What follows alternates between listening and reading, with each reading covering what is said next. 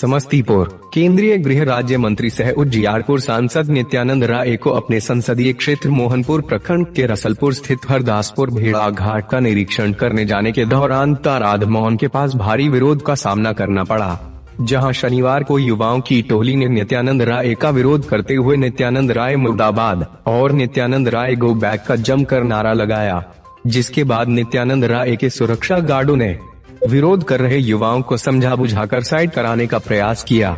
वहीं विरोध कर रहे युवाओं का कहना था कि केंद्रीय गृह राज्य मंत्री का विरोध लोकतांत्रिक तरीके से युवाओं के द्वारा किया जा रहा है। विरोध कर रहे लोगों की मांग थी कि महनार मोहनपुर NH-122B का निर्माण किया जाए, एयर BSF हेड कांस्टेबल में वंचित रखे गए OBC को स्थान दिया जाए। उन लोगों का कहना था कि इसके साथ ही क्षेत्र से जुड़ी विभिन्न समस्याओं के संबंध में एक ज्ञापन युवाओं के द्वारा सौंपा जाना था, लेकिन बीजेपी कार्यकर्ताओं के द्वारा उनके हाथों से ज्ञापन छीन लिए जाने के विरोध में युवा आक्रोशित हो उठे। वहीं युवाओं ने बताया कि क्षेत्र के लिए कोई काम मंत्री ने नहीं किया है, सिर्फ घोषणाओं का अंबार लगाते रहे हैं। बिहार के समस्तीपुर जिला से अमरदीप नारायण प्रसाद की रिपोर्ट।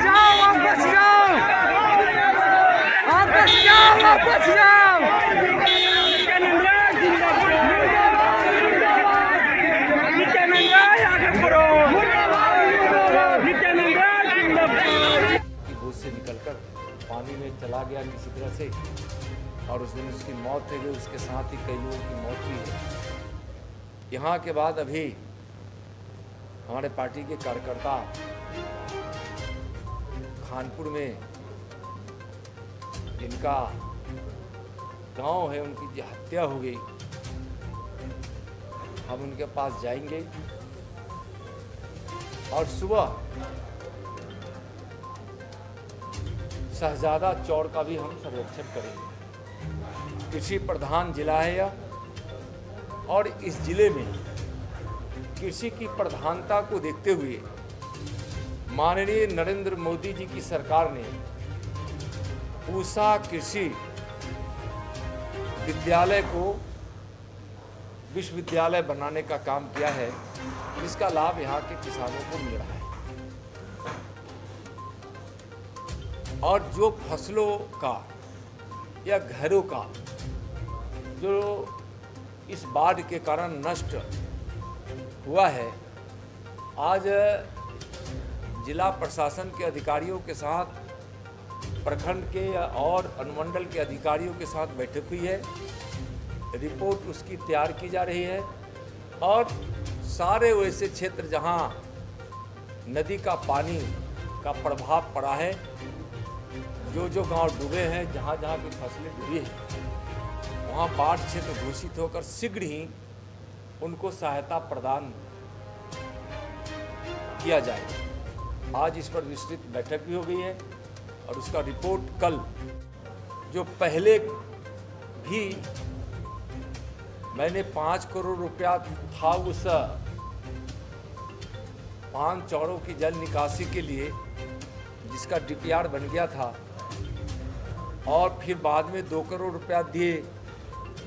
उसमें आज बड़ी अच्छी एक बात रही कि मुझको तो लगता था कि लगभग 15 से 20 हजार एकड़ चाहते हैं, तो हम लोग तैयार हैं कि केंद्र सरकार यहाँ के विकास के लिए कितना पैसा देती है और किस प्रकार से पैसों को डाइवर्ट करके कहीं से कहीं भेजते हैं।